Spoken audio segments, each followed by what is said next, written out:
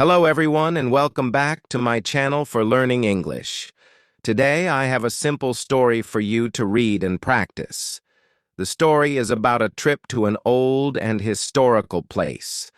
I hope it helps you learn new words.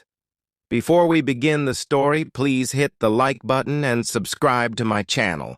Last weekend, my friends and I wanted to go somewhere interesting.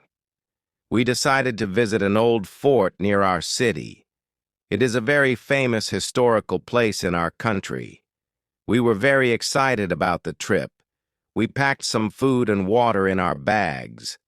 We woke up very early on Sunday morning to go there. We went to the fort by bus. The journey was long, but it was fun. We saw many green trees and small villages on the way. After 2 hours, we arrived at the fort. It looked very big and strong from the outside.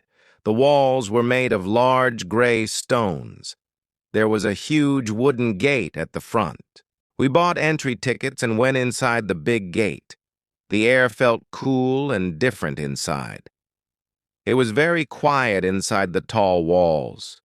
We walked on an old stone path.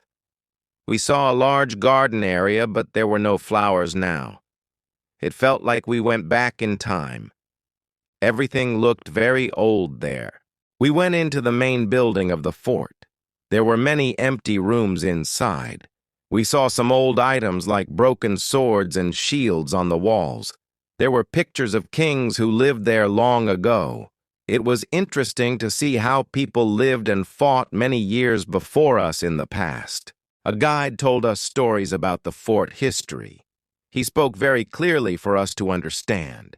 He told us about a brave king who built the fort to protect his people from enemies. He talked about big battles that happened there. We learned many new facts about the history from the guide. Later, we climbed up many steps to the top of a high tower. It was hard work to climb up so high, but the view from the top was wonderful. We could see the whole city far away. The wind was blowing very hard up there.